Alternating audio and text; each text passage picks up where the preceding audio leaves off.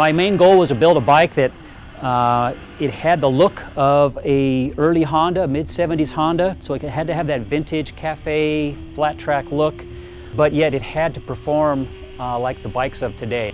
I don't necessarily call it a cafe style bike or a cafe bike. It's kind of a flat track cafe. I don't know, I don't even have a word to it. It's my own hybrid cafe flat track bike, I guess is what I would call it. On steroids, because the motor, as we'll get into it, has quite a bit of it's a hybrid to itself, but it has a lot of more horsepower than it did stock. And of course the suspension, as you can see, is a bit more than your average cafe bike. So I kind of call it a hybrid cafe flat track bike. People ask me all the time, how does it go and how does it ride? And I've got to say that I've been very, very happy and pleased and surprised in some ways how well the bike handles and how well it feels, how comfortable it feels. This engine puts out a lot more horsepower than it did stock. The lightness and the nimbleness of the bike, even with my modifications and how I've changed the trail and rake of the front end and the height of the rear end, I went in the right direction with it because it very much handles like a bike of today's sport bike world. It's on par with that kind of performance of riding.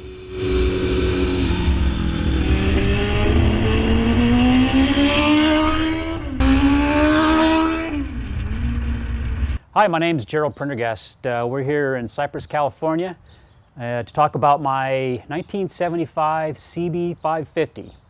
It's, as you can tell, not quite the same as what Mr. Honda built, but it's my own idea of something that maybe he would have if he was still around. And I wanted to make something that I would really enjoy riding the way I wanted it and to look the way I really wanted it. So I decided I was going to take on this project of getting a Honda. I love Hondas, and so I thought I'd get a Honda and make it into what I wanted. And this one came along my way as the usual path, like a lot of guys probably, on Craigslist. I got it for a steal of a deal.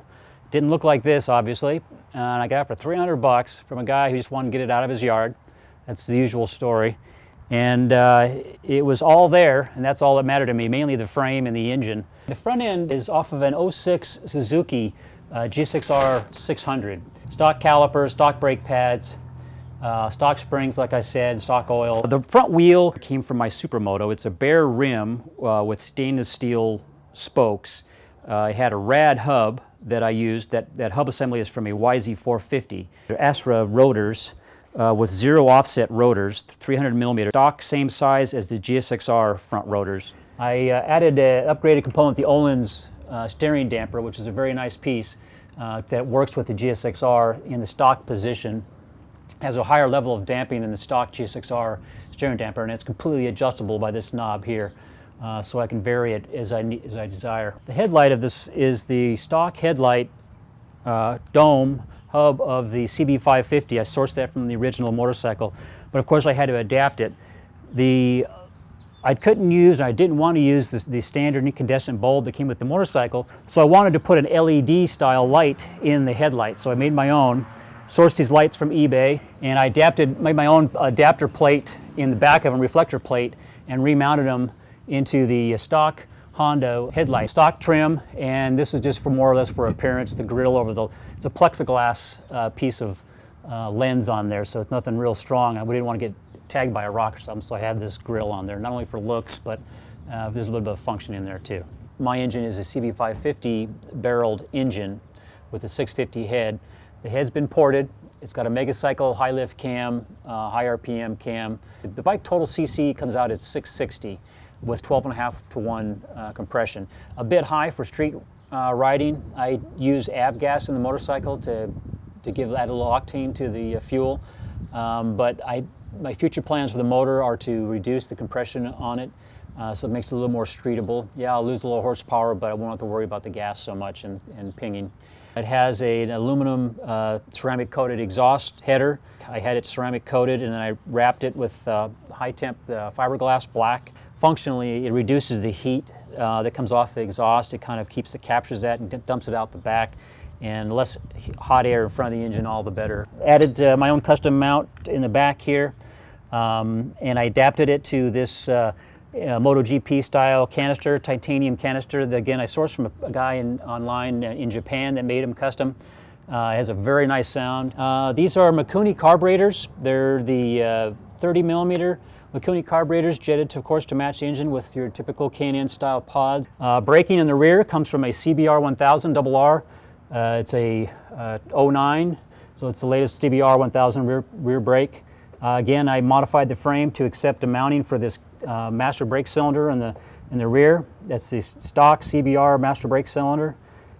Stainless steel line. I added some mounts on the swing arm to support the stainless steel line back to the stock CBR 1000 caliper. So I modeled this seat after this flat track style. It's about 5 layers of bi-directional fiberglass. It has a wood frame that gives the seat itself the strength and the support for my body weight, and adapts it and mounts it to the frame. It's a quick release. I wanted to be able to lift it off quickly if I needed to get to the battery. I wanted to keep it a simple process of not having to have a tool or some way of getting the seat on and off the motorcycle, so I built in this T-handle here, which stays with the frame. It's been captured in the frame rail itself, so I can just spin it until I know it's out of the threads of the seat. And it just threads in a hole with some locator pins that go to the receptacle holes on the frame itself here. The seat just lifts off. You'll notice, in order to capture the front end of the seat, I made a little bracket here that slips underneath the frame, the rubber protector here. That just hooks underneath the frame there so that the front of the seat is captured by the frame itself. And in the back end, it's just that one T-handle bolt that mounts the seat in the back. As I said, the seat's all fiberglass construction. It has a wood underframe that meets up with the frame chassis itself. That's where the seat actually rests on for support, and it's been fiberglassed over. My registration to keep me legal, and then the light mounting in the back there, and of course the license plate. It's just visible enough to keep the cops off me. Okay, so in the theme of the constant loss electrical system, I wanted to have the rear tail light, like the headlight, being an LED low power drain type of light. So these are some LED lights that I sourced online, again my favorite spot, eBay, and mounted them in the kind of recess on the seat. So they're functional, you can see them, it has a look to it, but yet they don't overpower the tail end of the motorcycle. The electrical system on this motorcycle is very simple. This is it here, that's my fuse box. I got 4 circuits. Like I said, it's a constant loss. This is a Odyssey 625 dry cell battery, and it does well for being charged and discharged for the type of work that I'm doing with this motorcycle. I mounted it in fabricated a tray, aluminum tray, to mount it in the center of the frame to keep the CG of the motorcycle generally where it should be and not up and away in higher locations to change how the bike might handle. So I kept it in the frame. It could have been a little bit lower, but I wanted to keep it up underneath the seat, so it was kind of a bit of a compromise, being a little bit higher up underneath the seat. The main power for the bike is applied here. This is a lever lock switch that I've just turned that on. It's like turning on the key on your car, and that turns the power on the bike. You'll notice up on the speedometer I have the neutral light indication, and then of course I can have the lights on for the motorcycle itself, and of course the electronic ignition to start the motorcycle. Gas tank, like I said, I painted this myself. It's a base coat, clear coat. Keeping with the original paint scheme of the CB550, you'll notice this shape here looks kind of familiar to the Honda guys. I wanted to update it a little bit or make it my own custom stock emblem, but the coloring here is just some colors that I thought would work well together, so silver, blue turquoise, and red. Stock cap, stock release mechanism, which being a little stubborn there. So we have a Motion Pro throttle, which works well with the Mikuni carburetors. It's a bit heavy on the rotation force. After a while, your hand does get a little bit fatigued because you're moving, one throttle cable is moving 4 carburetors down here, so it eventually splits into 4 cables, and it's got some manly springs down there. So it's not for sissies, but it does good and does the job, I guess. I wanted to keep the mirror as a functional piece. You like to know what's going on behind you, but I didn't want it to stand out too much. This was just sourced online from a Italian scooter somewhere that I thought looked pretty cool and fit the bike, so I decided to get that, and it mounted very easily on my handlebars here. The rest of this is mostly stock GSXR 600 front end. This is the stock GSXR master cylinder and brake actuator.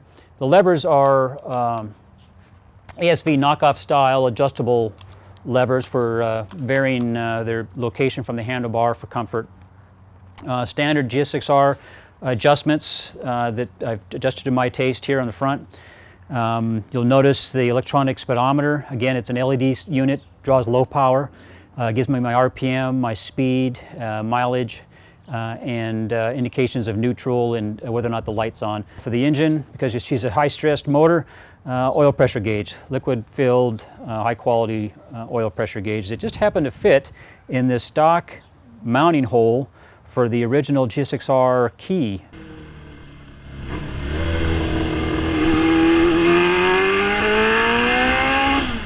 The stock CB550, I believe, is about 50 horsepower, give or take. This motor, I have never dynoed it, but my assumption with the increased compression, the increased cc of the cylinders, 660 cc, the 650 head, the carburetors, electronic ignition, is probably putting out somewhere in the neighborhood of maybe 80 horsepower, 70 to 80 horsepower, quite a bit more than stock. Definitely noticed that.